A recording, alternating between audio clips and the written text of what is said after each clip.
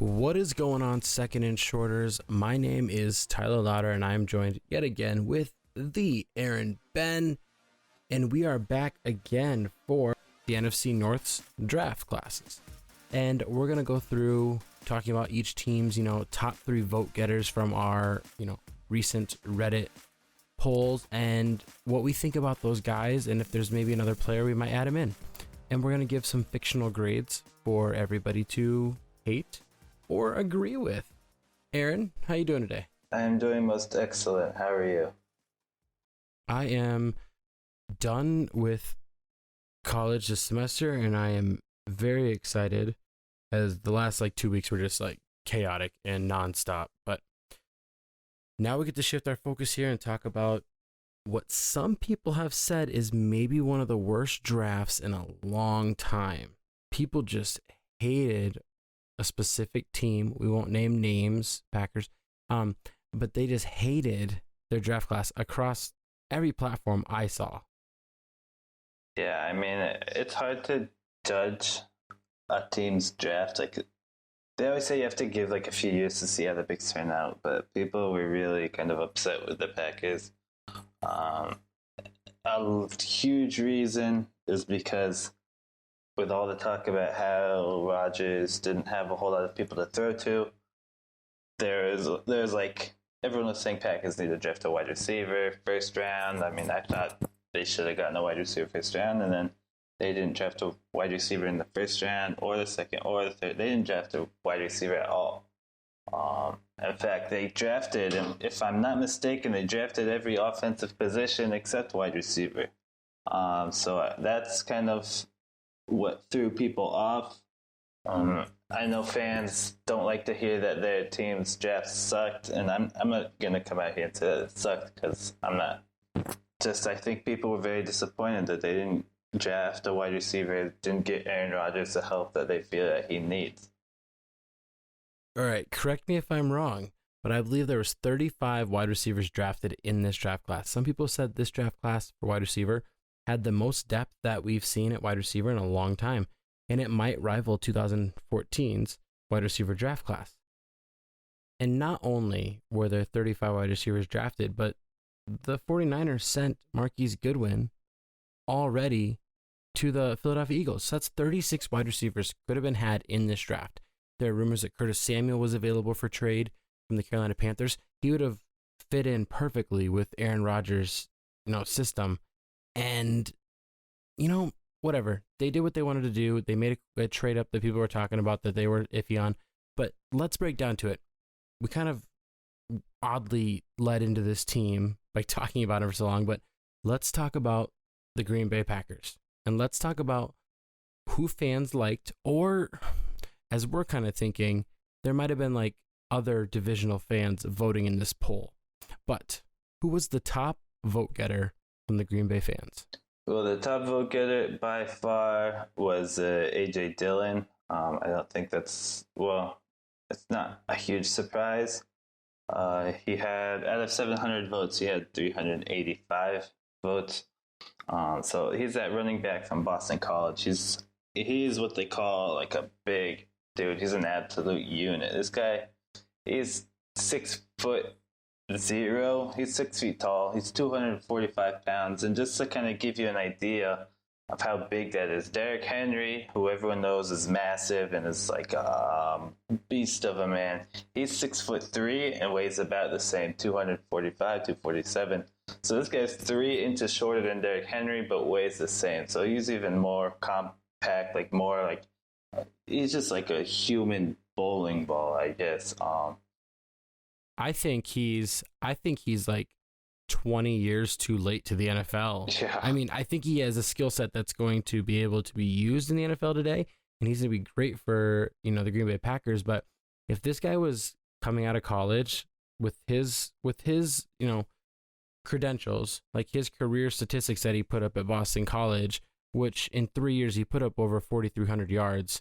He had 38 touchdowns, and that type of production with his size in the year 1999, he would have been a top 10 pick just based on those things alone. Yeah, and I mean, this guy, let's face it, Boston College was not a very good team for the last few. They haven't been good for a while. And so this guy has been basically their offense 3 straight seasons with over 1,000 yards. This past year, he had, I think, 1,600 yards, like 18 touchdowns. So he's been steady and consistent, like one of the lone like bright spots on that not very good team. Athletically, he runs a 4.53 40, which is pretty impressive for his size. He's got good speed, good burst. The Packers scout Mike Owen was saying that they've actually had their eye on him since like his freshman year. He went off for 200 yards against Syracuse. So these guys, I think the Packers have wanted him for a long time, and they got their chance and they just took it.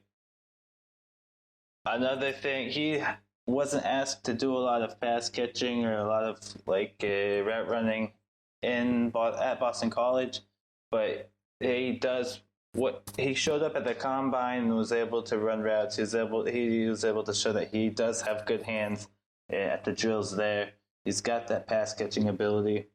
Packers fans are saying we already have Aaron Jones. Why do we need A.J. Dillon? And as much as Aaron Jones has an amazing first name, he's in the final season of his contract.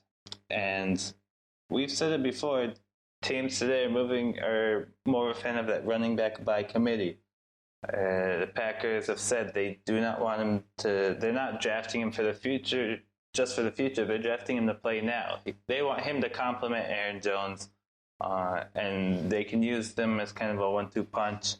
And I guess that's kind of how they're trying to help Aaron Rodgers, is by helping at the run game. You know, what's really impressive about A.J. Dillon here is you talked about like the Packers have been looking at him since like 2017, his freshman year. He came into Boston College as a true freshman and had 300 rushes. That's insane. The fact that he had that many attempts at running the ball as a rookie. I mean, he's like 18 years old running that way, and he ran for almost 1,600 yards. Yeah, I mean, he's been carrying that team for a while now. Now, that's the one thing that concerns me. I always look at these things and I look at like touches. And like he had a down year his sophomore year because he kind of got dinged up and he missed 2 games, just kind of to little injuries here. Nothing that I would be concerned about, but his touches that he's had is concerning. He's at 845 carries in his lifetime. If you take away his touchdowns, that's just a little bit over 800 times he's been tackled directly. And that to me is that right there, for people that are like listening, that's kind of like the equivalent of like Ezekiel Elliott over the past 3 years. Like that's a lot of touches to be having coming into the NFL.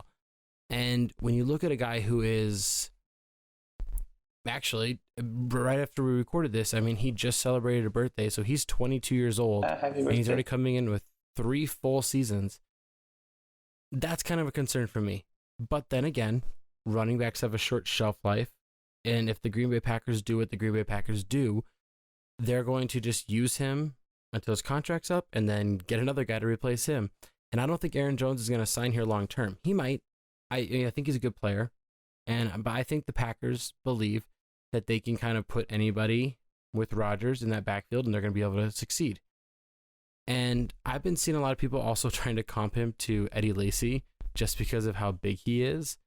But really, I think this guy has all the power that Eddie Lacy has, except for I feel like he has, like you said, he has great hands for a guy that never has to catch the ball. I mean, you would expect guys that have good hands to be always used. The best part about him here is that although he doesn't have all the tools in the toolbox, I don't see any like big red flags from him. He's a pretty safe running back. Yeah, I mean, the major red flag is, like you said, durability concerns, because he has such a physical running style and because he played for so long, getting all those carries. In terms of play, I don't see a whole lot of negative traits. So I think you're right. the main thing is the durability. Yeah, but I mean, even that durability, like we said, is not even that big of a deal. It's just something to be noted because you have to note everything. And I truly believe that he's going to come in and he is going to be the number 2 running back. He's going to be right behind Aaron Jones. He's going to learn and soak up as much as he can. And eventually what's going to happen is he's going to step up and he's, like, in my opinion, he's going to overtake Jamal Williams. I just think he's going to, in my eyes. I think he's more of a physical runner than Jamal Williams, and I think he's just a safer guy. I mean, his production in college of averaging over 5 yards a rush in his college career already makes me like him more and more. Like before I even looked at scouting or even looking up AJ Dillon, I didn't know what to think of him. Just another big guy. But then when you dig a little deeper and you kind of watch some tape and you see his statistics that he puts up and like the yardage that he puts up on these big schools, it's impressive, especially at his size. So that's kind of one that we also agree that the Packers, that's a good pick. I mean, they had other needs, but you know what? You got him late in the second round. He probably wouldn't have been there late in the third. And if you like a guy, you like a guy. Let's move on to their first pick, Jordan Love. This guy was number 2 on the vote getting, and we're still trying to think if the Packers fans voted for him or if some Vikings and Bears fans snuck in here and were voting him because they believe he's going to be this big old bust. Talk about Jordan Love. Green Bay Packers trade from 30 to 26. Yeah, I mean, in the polls I posted, I think it's the Vikings and the Lions. They were kind of lamenting the fact that they didn't include Jordan Love as an option in their polls as well. It says they're kind of like giving the Packers a bit of shit. They traded up with the Dolphins, who had that pick from Houston, sent over a 4th round pick and their number 30 pick. So they took Jordan Love. He's that quarterback from Utah State.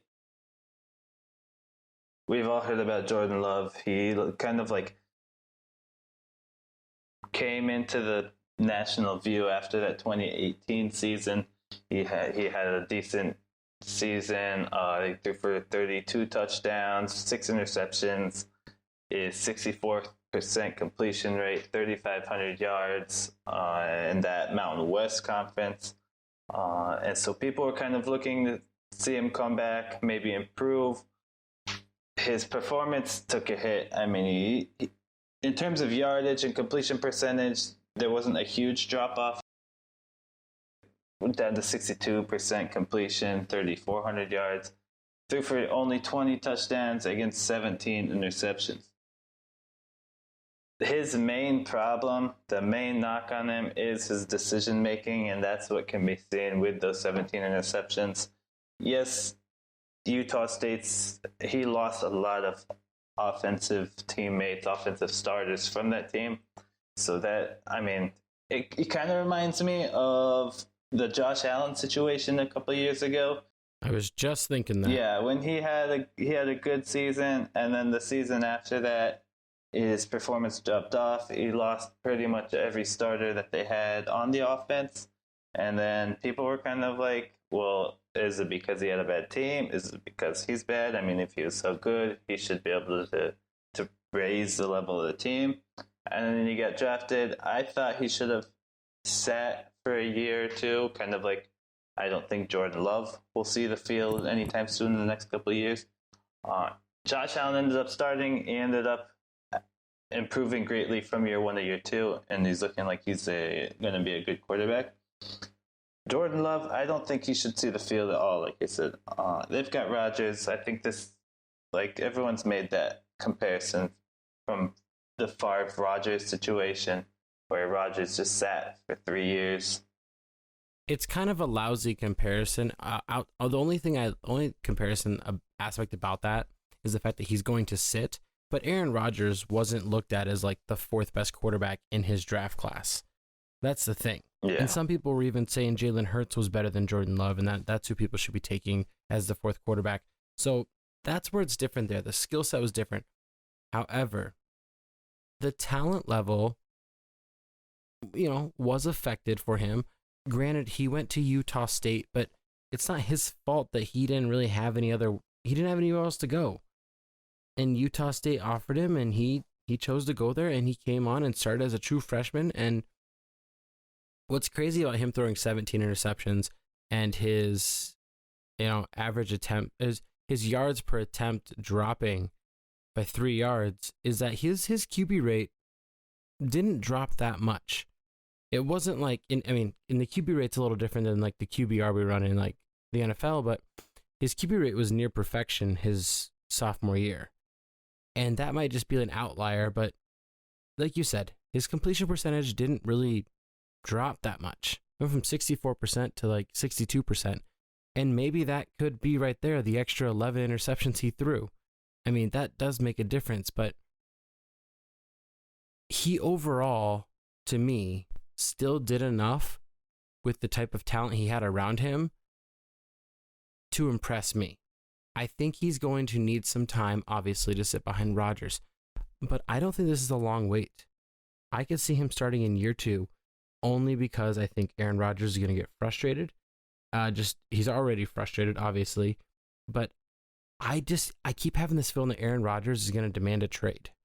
I just think he's just going to want to get a trade, go somewhere else, and people are still going to pay him because he's Aaron Rodgers, People love this guy. I mean, if like Bill Belichick somehow found a way to get Aaron Rodgers, that would be insane. Yeah, I mean, seeing what Bill Belichick could do if he had a Hall of Fame quarterback would be crazy. Some people say he could win Super Bowls if he had a Hall of Fame quarterback, but let's talk about some positives about Jordan Love, okay? Because we've already heard everybody saying it was a reach. The Packers shouldn't have traded up. They have bigger needs. What about Rodgers? You know what? In my eyes, he's still a new head coach.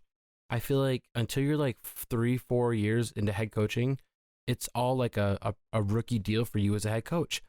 And he is out here getting a guy that he trusts, he likes, and he's building this team how he wants to build this team, this coach and GM relationship.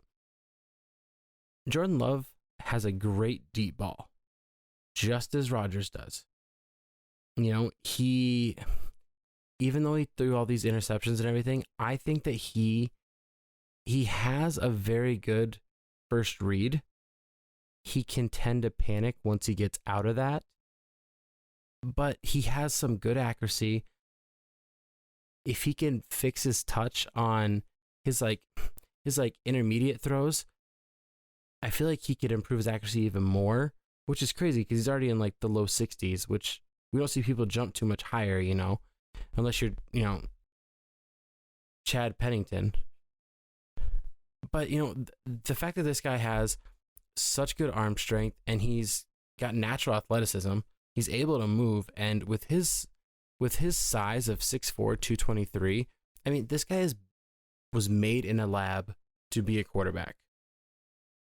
Yeah, it's like you said, like he does have that prototypical quarterback build, kind of like, again, what they said about Josh Allen a couple of years ago. It looks great in shorts. He's mobile. He can make plays out of the pocket, and he's got the arm to make any throw that he wants. He's just got to get that finesse down, and he's got to get the decision-making down. Alrighty. Let's move on to one last player for the Packers here before we shift gears to a different team. Let's talk about... Who do you want to talk about? Let's talk about that linebacker, Martin. Yeah, Kamal Martin. He's an inside linebacker. They got him from Minnesota. I think they picked him up to get some competition at the quarterback position as well, because he almost went to play quarterback at Central Michigan. But no, I'm just kidding. Kamal Martin, this is a player that I like more for his intangibles more than his play. He's very tough. He was injured most of last year before actually having to sit out the second part of the year. He played through, I think it was a torn labrum. He's got good size, good length. He's a good leader. Like, that's what I'm saying about the intangibles. he played special teams all 4 years at Minnesota. He was a kind of a guy that the younger players really rallied around and like tried to emulate in their play. And that's what he's going to have to do in Green Bay. He's not going to come in and start right away. He's going to have to do like what a lot of late round picks do is make their name on special teams first. And that's just kind of how it is. He's not great as an open field tackler. Not really impressive in pass coverage.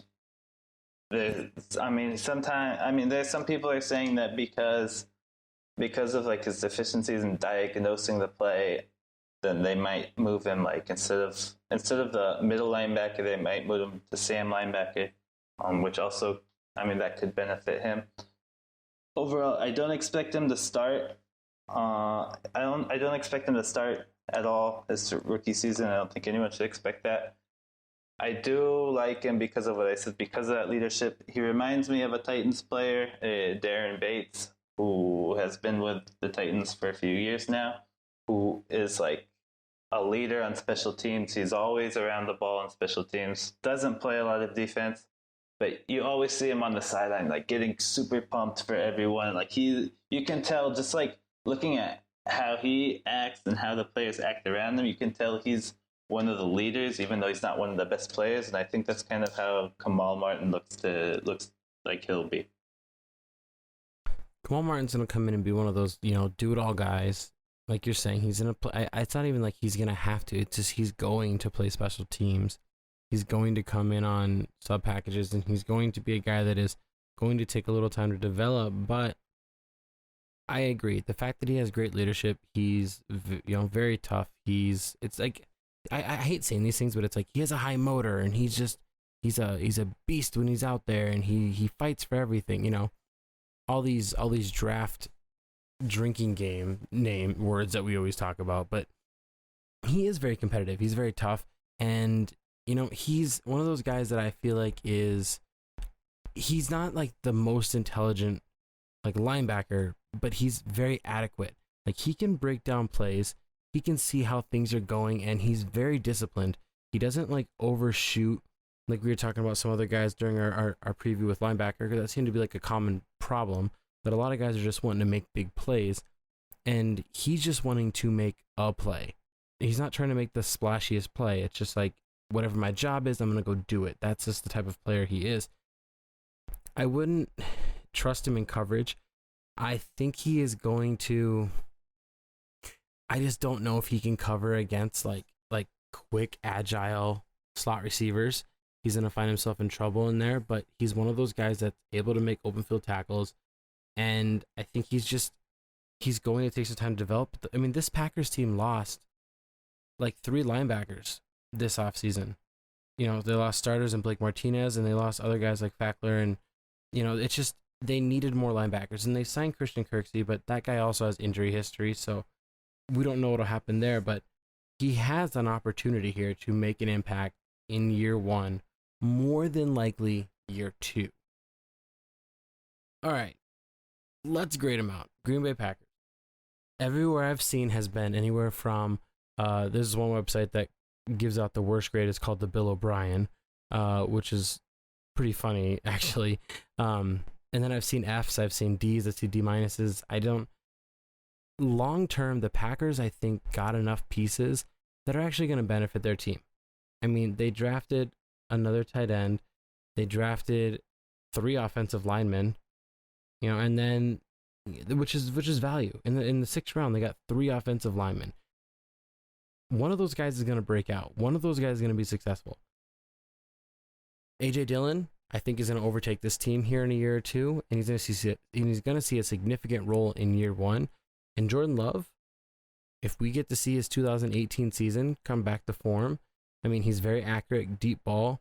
He's potentially, I'm not saying it's going to happen, but maybe the Packers just know what they're doing. Why should we doubt them? They're coming off of 20 plus years of Hall of Fame quarterbacks.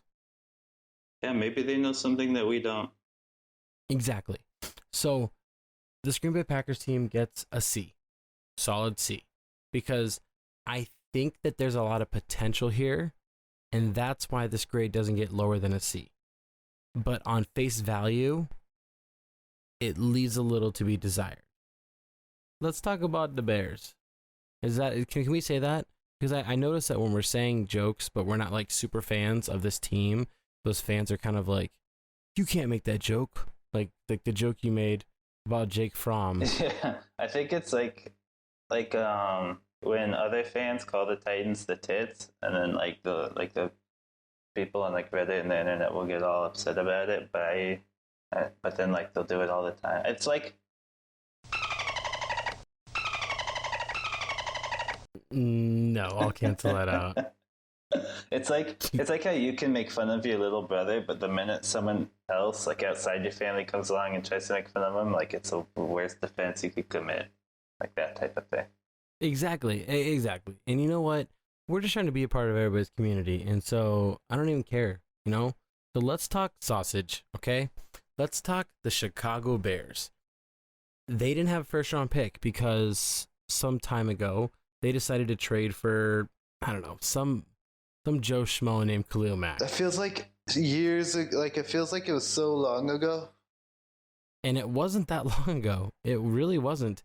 But they get Mack in this trade, and they haven't had a first round pick these past 2 years. And then all of a sudden, this Bears team made a lot of moves this offseason.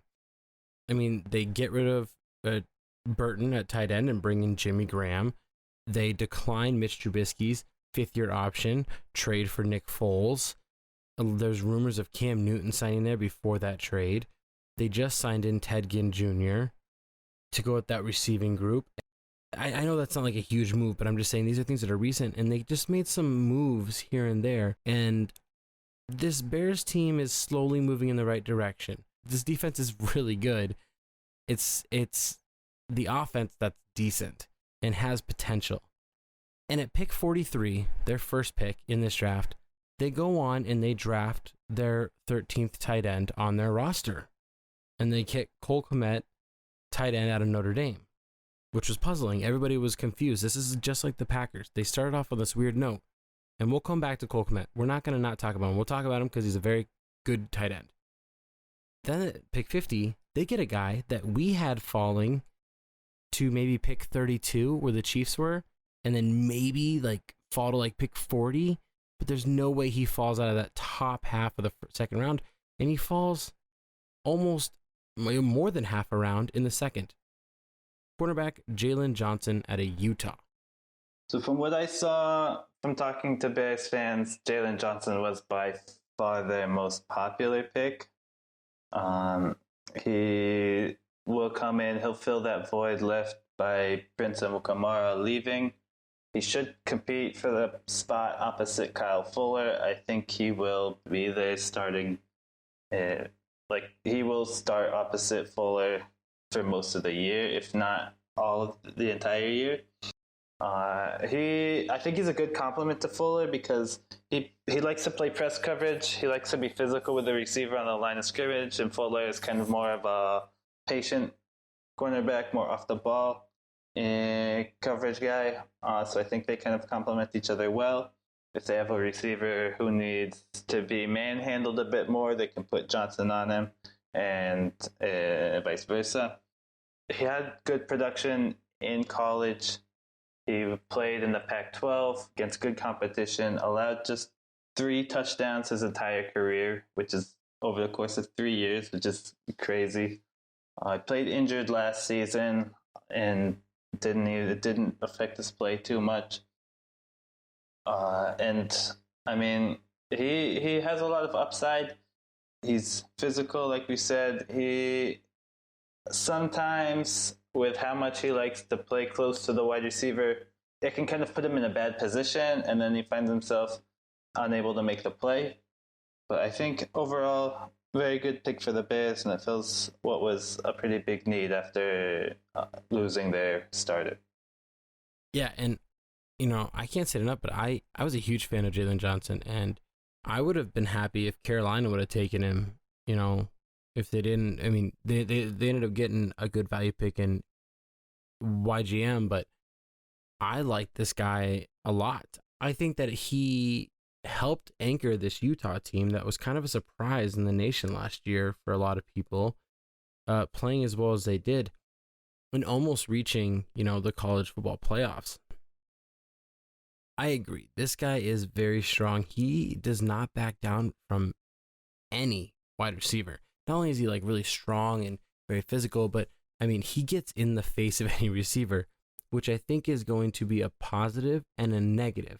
Because if he wins a matchup early in a game, he's going to trash talk and he's going to keep getting physical and he's going to get these in these receivers' heads. However, I feel like if he gets beat deep, which he's going to as a rookie, because we see this happen to rookie corners all the time. They get picked on, and eventually, if you get thrown out 100 times, one of them is going to lead to a big bomb. It's just natural. But I think that could be his detriment where they could get in his head because he's used to being able to jam people and be very physical. And if it doesn't work, he might, lose himself there. Now, he's a good athlete. He's a really good athlete. He's got good speed, and he's long enough that he can handle these 6'3", 6'4" cornerbacks, and that's not an issue at all. He's very patient at the line of scrimmage, and he doesn't really get bumped off and let people have, as you were saying, his statistics and everything of allowing touchdowns. He doesn't really let people create separation. This is a great pick for the Bears, a guy that could be a starter on 20 different NFL teams potentially in their top 3 corners. And I think he's going to start across from. Next player, you mentioned him earlier, Cole Kmet, tight end from Notre Dame. He's a kind of hometown player. He comes from Lake Barrington, Illinois. This is a player who's kind of he's got that prototypical receiving tight end frame. He is better as a pass catcher than a run blocker, but that's something that can be improved. He will need to improve his run blocking to be in the NFL. He's not very explosive, but he's got good size. Like I said, he's got a huge catch radius, good hands. Here's what I have to say about the whole tight end room. Like, people are giving them crap for having 10 tight ends on the roster. I mean, half of these guys aren't going to even make the practice squad. I mean, you got players that no one's ever heard of. I mean, it's not a big deal. Like, I know they did just sign Jimmy Graham, but tight end is a notoriously hard position for rookies to perform in. He can come in. He's not going to have to be asked to produce huge numbers right off the bat. He can sit back, learn from Jimmy Graham, who at his peak was one of the best tight ends in the NFL, especially receiving tight ends. So I think I don't dislike the pick because of who they have on their team already. Let's put it that way.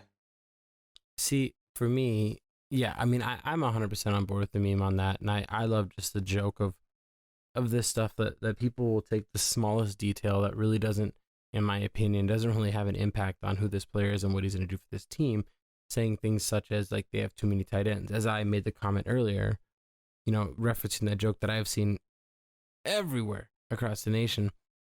But here's the thing. He is a very good receiver. He has a nice route tree. He's a polished runner. He has very good hands. Very good hands. And this guy is going to project as a Kyle Rudolph. A type of guy that's got sure hands. He's not like the most athletic tight end in this draft class. He's probably maybe number 5 among natural athleticism. But I mean, he's a 2-sport athlete. He played both football and baseball for Notre Dame, which normally we don't always see a lot of crossovers from these bigger guys. At 6'4", 235, I mean, he's got amazing size. And the fact that he's going to be able to come in, and as you said, tight ends take a while to develop in the NFL.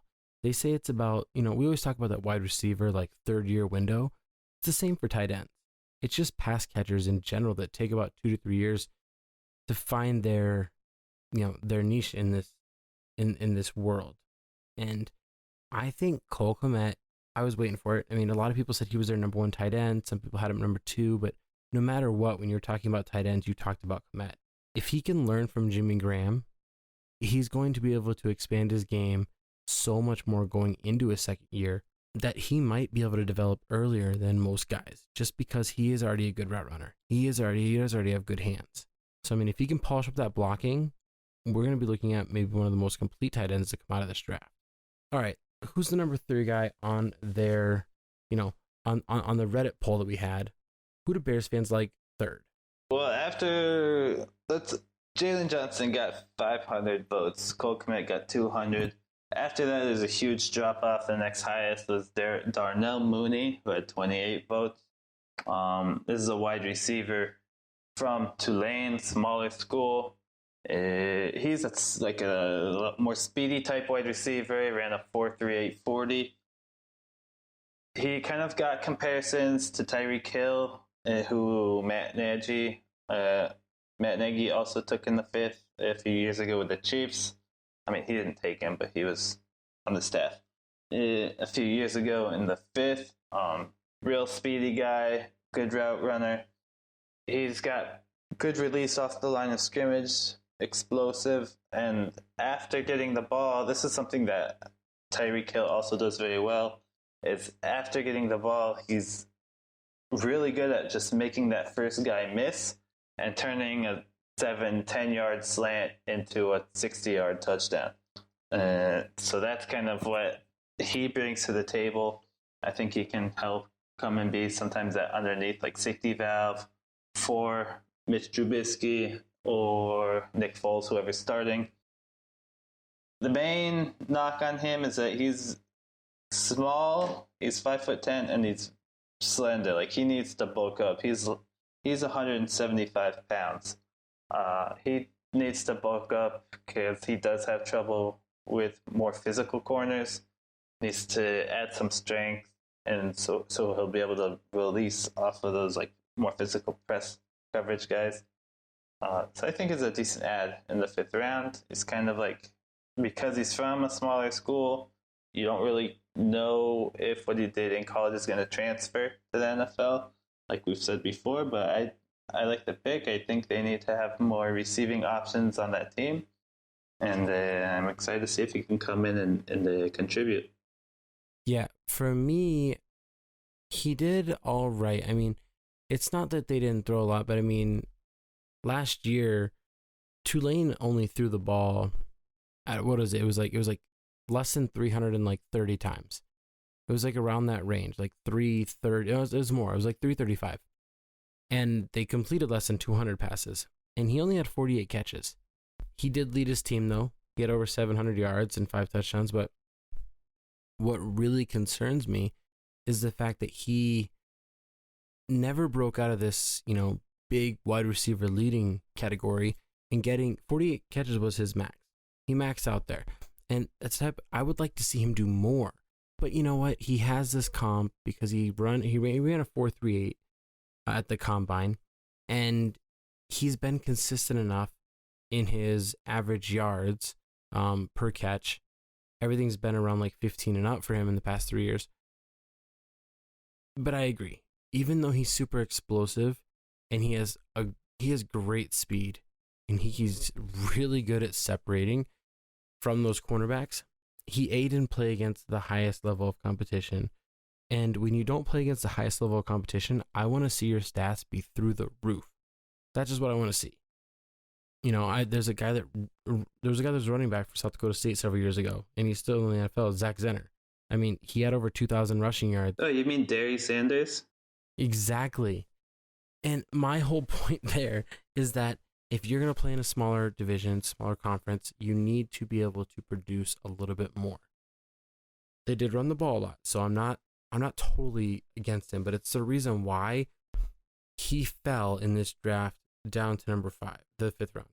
What people need to start learning is that we see a lot of people, you'll see them on Twitter, and you'll see them on Reddit, no disrespect to you guys, whatever, both those platforms, but they see a guy run like a 4.38, and they go, oh man, the Bears just signed a burner. They just drafted a burner here. No, he's more dynamic than that. This guy is great, like I said, at creating separation, that he can dominate these underneath routes, and like you said, be able to just get that ball underneath, break a tackle, make somebody miss, and he's gone. And that's, I think, what he's going to bring to this team. Nick Foles or Mitch Trubisky whoever it is, he's going to be there for you. It's just going to be dink and dunk and let him create for you. You just get the ball to his hands and he's going to make plays for you. If he can put on a little bit of weight, I mean, 175 is tiny. This Mooney pick is a solid pickup for this team that, I mean, Allen Robinson is he's your effective route runner. He's your guy that's going to be getting you first downs after first downs. And, you know, Taylor Gabriel, Ted Ginn Jr., they have shown flashes to be able to make big plays. And Mooney adds to that. He's going to be able to come in and he's going to do the same thing Taylor Gabriel's been doing since he's been in the NFL. And for the Bears' sake, I mean, it's a 5th-round pick, but for the Bears' sake, you're going to hope he does a little bit more. Overall, though, this Bears team did a pretty good job. I mean, they didn't do the greatest job because they didn't have a first-round pick. And they used their first pick on a position that wasn't necessarily their biggest need. So for us, the Bears get a slightly better grade than the Packers, and they get a C+. They did some solid movement, but I think they addressed everything kind of backwards, and if they could shift their draft, leave Jalen Johnson, because Jalen Johnson was a fantastic pick. I just feel like they waited too long on offensive line, and they waited too long to get an edge rusher. Granted, like I said, it's not their fault. They only had 2 second-rounders, and everything else was on day 3. But I think they could have just drafted offensive linemen a little bit sooner, especially with how many guys fell. And they could have beefed up this offensive line a little bit more. So C+ for the Bears. Now it's time to move on to, let's talk about the Detroit Lions.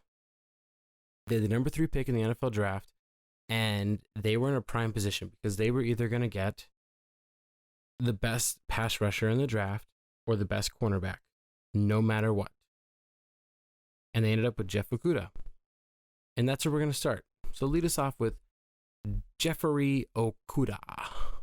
Jeffrey Okudah played cornerback at Ohio State University, a place that's consistently over the last 10 years had so many cornerbacks, defensive secondary players coming out and getting drafted in the first round. Denzel Ward in 2018, Marshawn Lattimore 2017, Garyon Conley, Eli Apple, Bradley Roby, I mean, Malcolm Jenkins. They've had so many players come out in the first round, and they got something in the water there, or probably coaching and stuff like that and recruiting.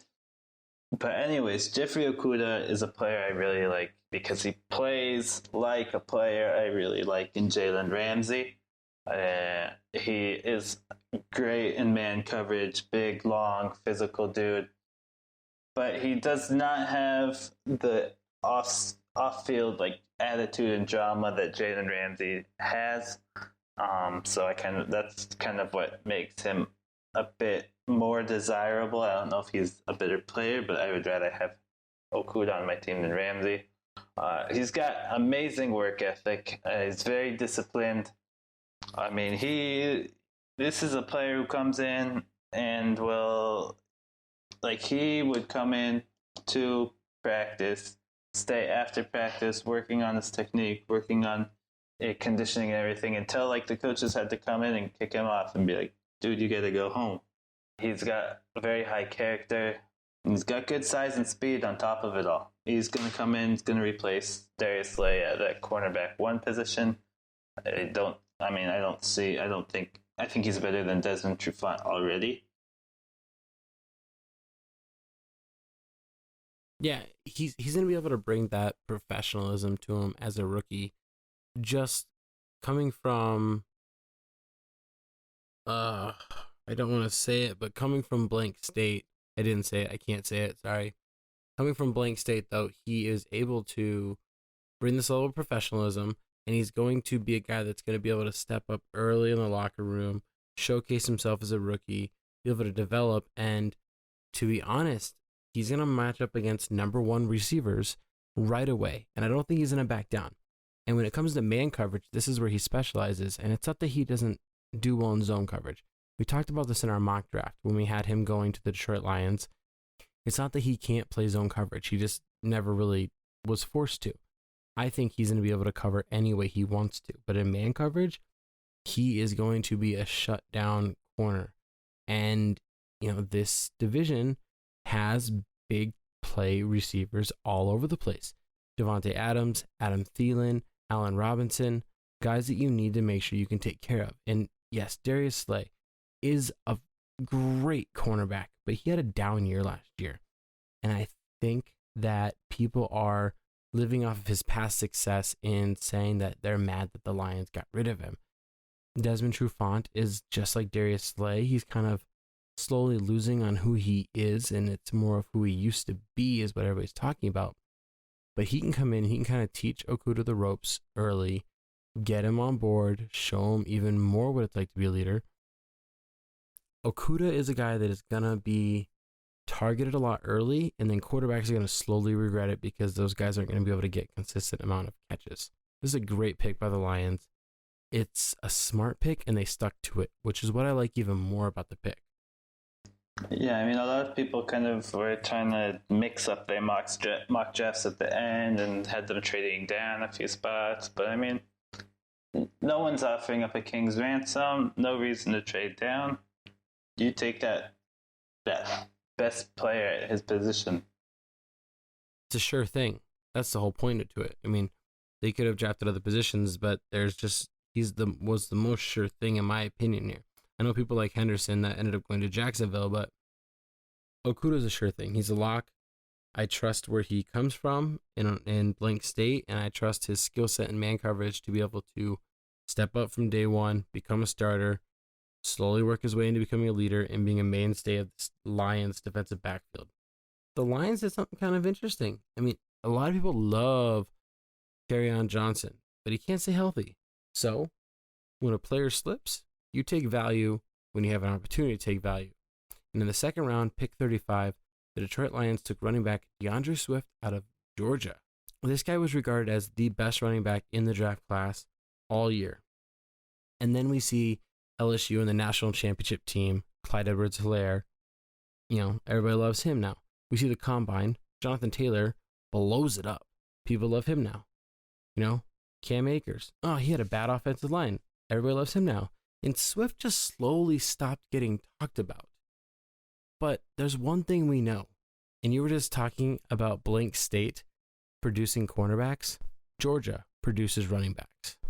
Yeah, DeAndre Swift, by most people, I think was considered the best running back in the class.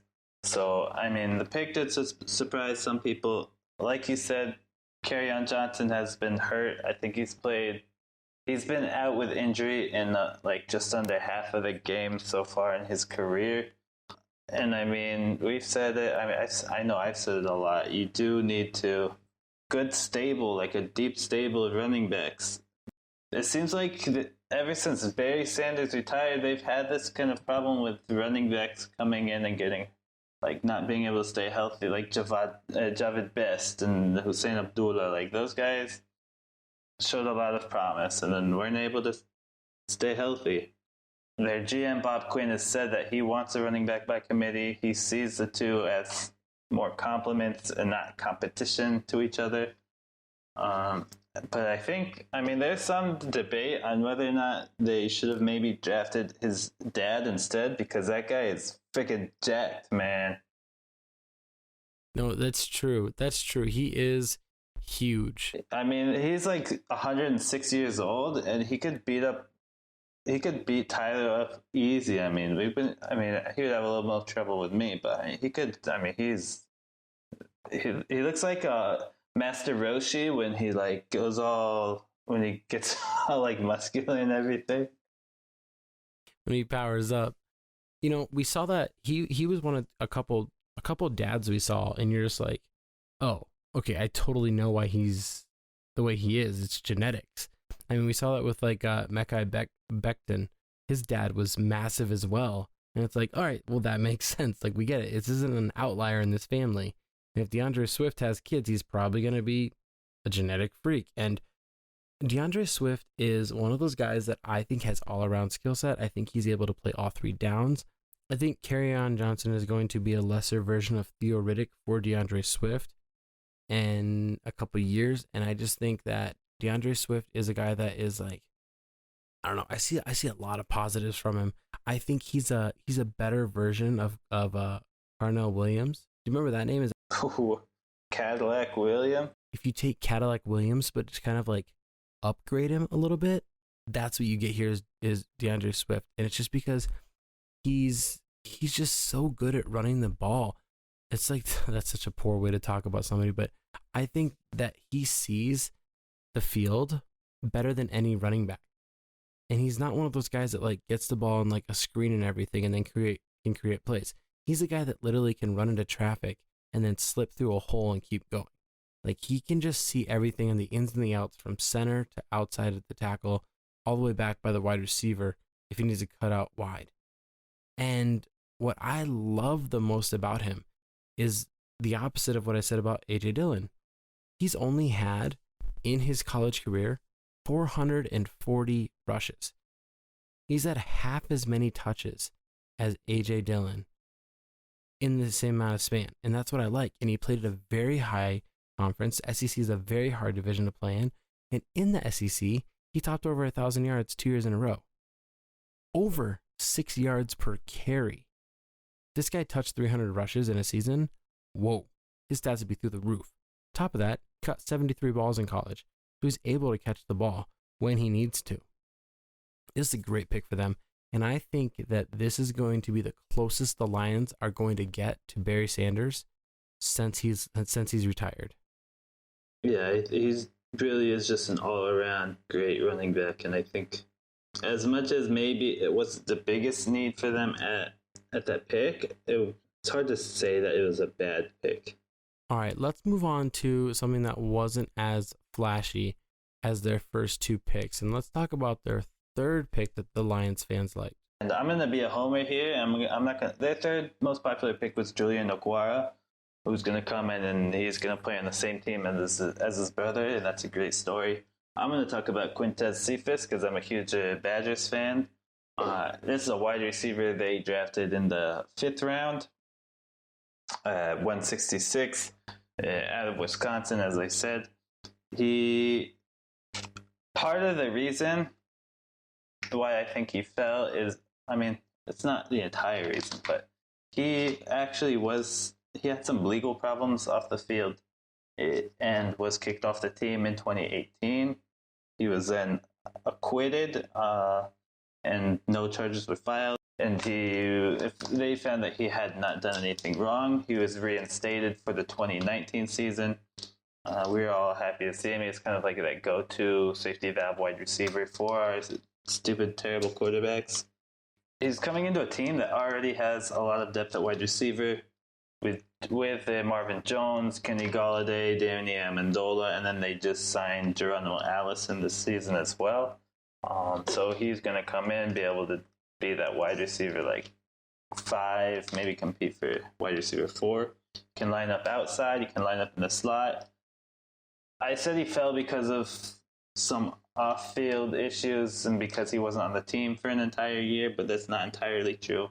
He's not the most athletic. He ran a 4.73 40, which is, frankly, it's terrible.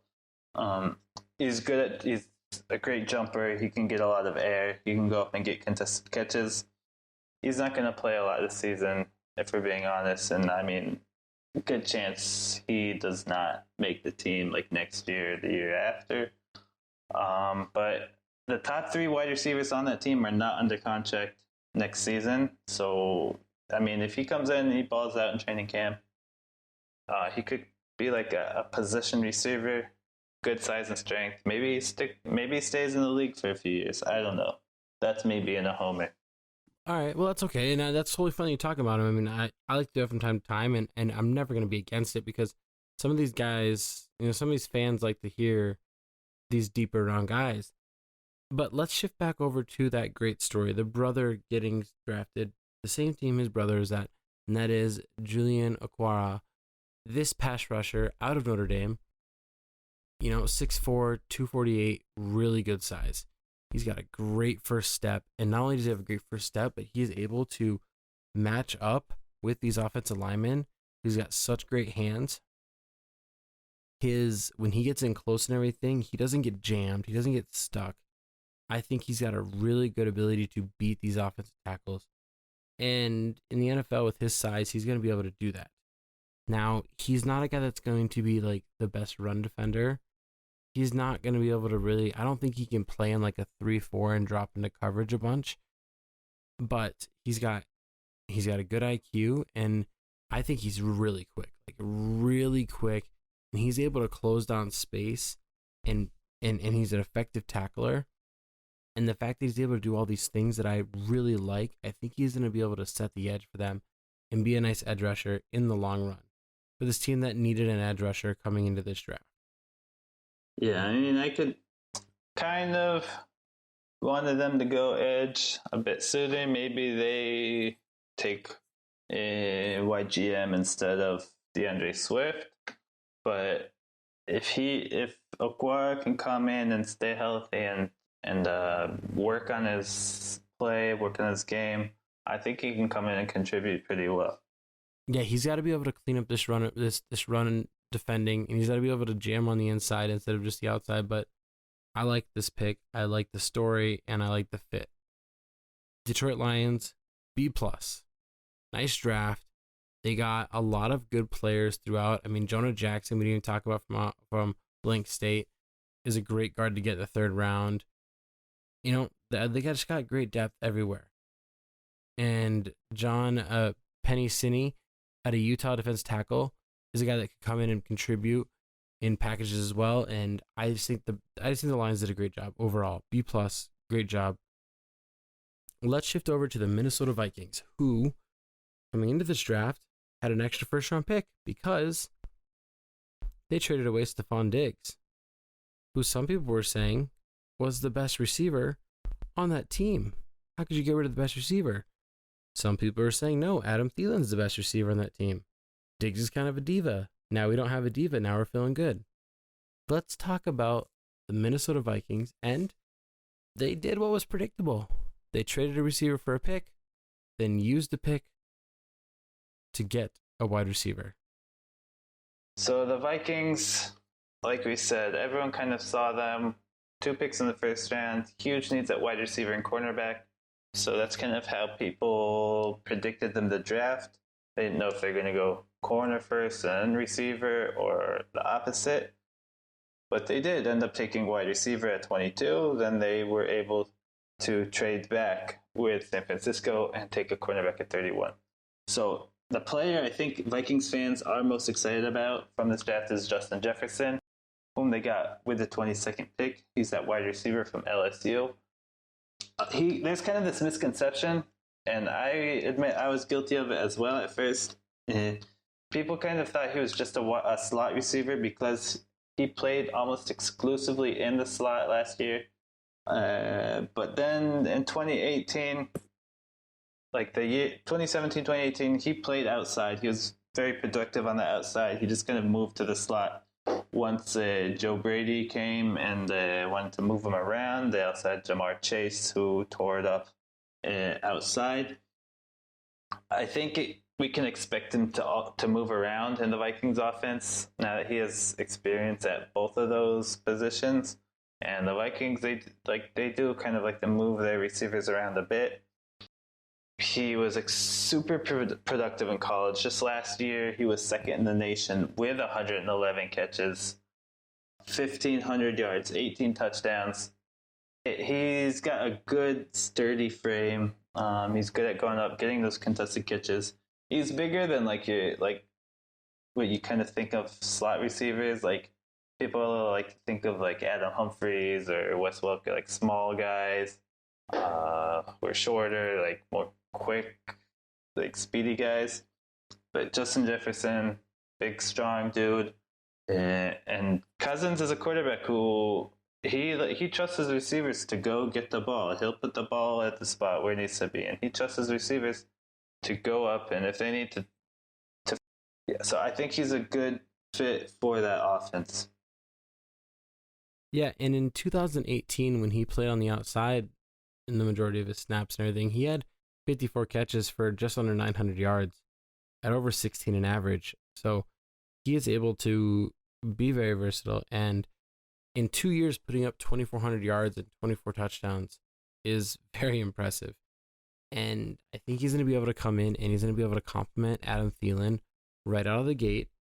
He's a really good route runner. He's got a nice release. One of my favorite comps when I was looking at some other people's, like, not comps, but one of my favorite critiques of him and evaluations that somebody wrote off is that he is an inaccuracy eraser anytime he's like 10 to 20 yards, which means Kirk Cousins can throw the ball wherever he kind of wants within the area, and Jefferson's going to make him look even better by going up and being able to get it. He's not like the most athletic receiver we see or the fastest receiver, but he is very smart, and I think he's a decent run blocker. He is a guy that at 6'3" is going to be able to play inside and outside. And I kind of want to give us like a pat on the back for a second, because obviously predicting mock drafts correct is very hard. And one of the picks that we got correct was this pick. And, you know, you just said exactly what I end up learning too, is that he can do so much more than what we've been saying about him. This is a great pick for them. I think they benefited from Philly wanting to go a different direction, because I think that he's going to be able to come in, be a number 2 guy, which he's shown to do, and then he can come in and step up right after Dillon takes his final steps, who's getting up there in age. Who's the next player we got on board for the Minnesota Vikings for us to talk about? Well, the Vikings in the second round, at the 58th pick, they drafted an offensive tackle and Ezra Cleveland from Boise State. Cleveland was a guy that also kind of seemed to rise on draft boards right before the draft. This gives them like a lot of help on the offensive line. It's kind of been a problematic area of their play for a while now. He's got good size. He's 6'6", about 310 pounds. He is like sturdy, well built, like strong dude. He's got good footwork, good instincts. He knows when to be aggressive with his block, and he knows when to just kind of hang back and wait for the rusher to come at him. One problem with him, and I think this is what most people kind of are afraid, like, he doesn't have real, like, raw functional strength.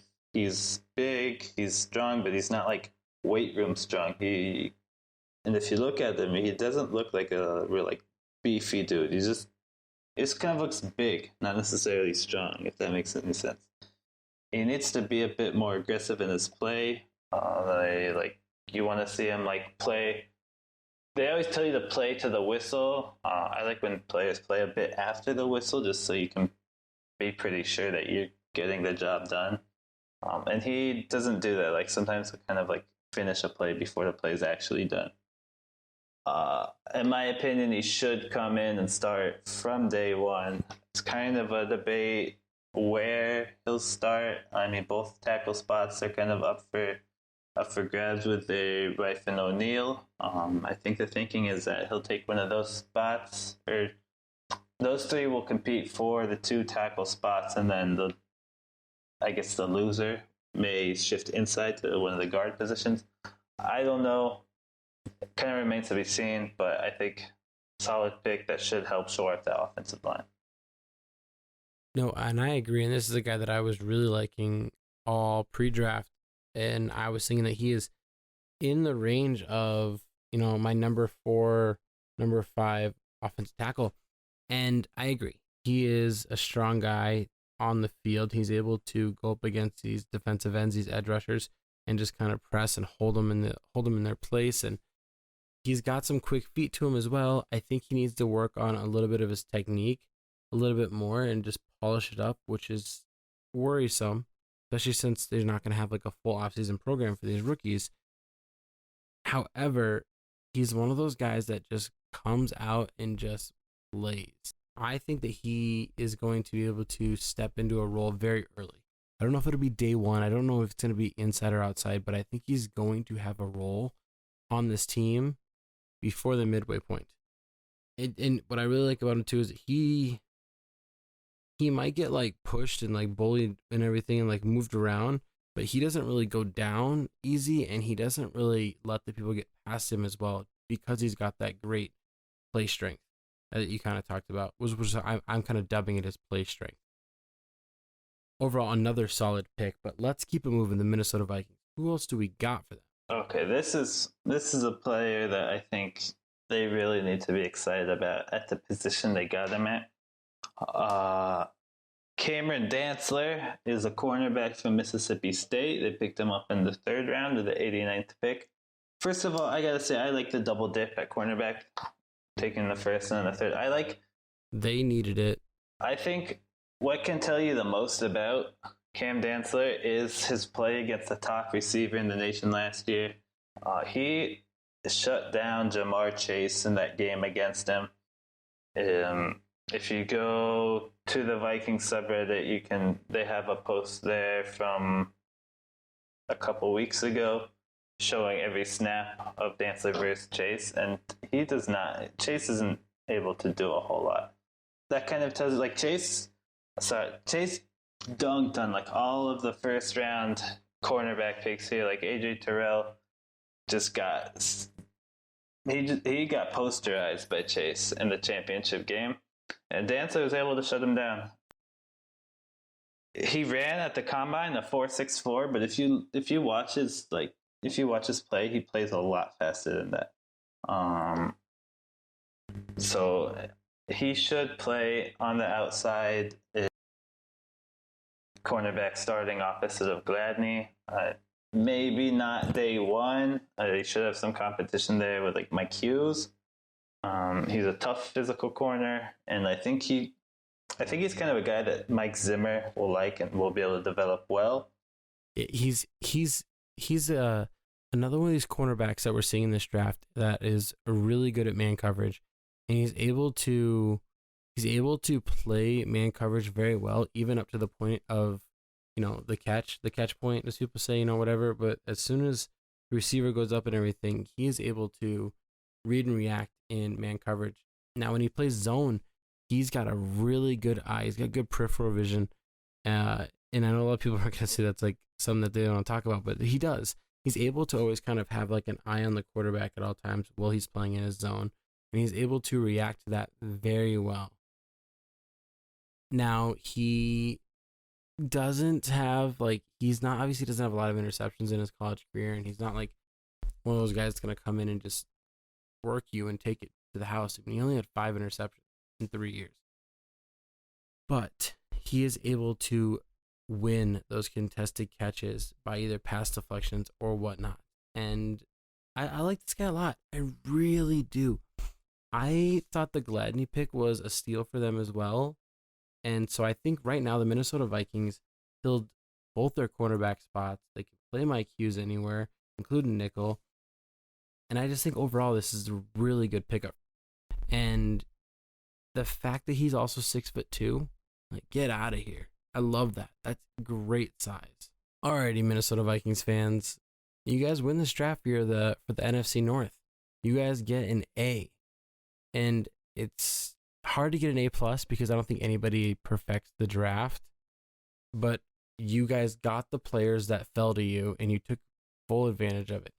And I think when we go into the 2021 season, these first 4 picks are all going to be starters for the Minnesota Vikings. And I also think a guy that we're not going to touch on too much, we'll just kind of, predict. But I think their 4th round pick, Troy Dye out of Oregon, who is a great linebacker to be able to move around, and he's a pretty dynamic player. I think he's going to eventually be a starter on this team as well. So overall, Vikings get an A from us. And that's going to do it for us here at Second and Short. Thank you guys for sticking through it and all this stuff. These draft reviews are coming along smoothly for us, and they're a little delayed. They're after the draft, but we're not going to upload 8 videos the day after the draft and hope everybody is looking. But thank you for coming. Thank you for watching. Hopefully the NFC North fans, you guys are feeling a little more optimistic about your drafts, or if you're the Minnesota Vikings fans, you are living on a high right now and you're excited to, get back to the playoffs. Yeah, shout out to Quintus Cephas. I'm sure he's listening. Maybe you can send him a tweet and see what he says and everything.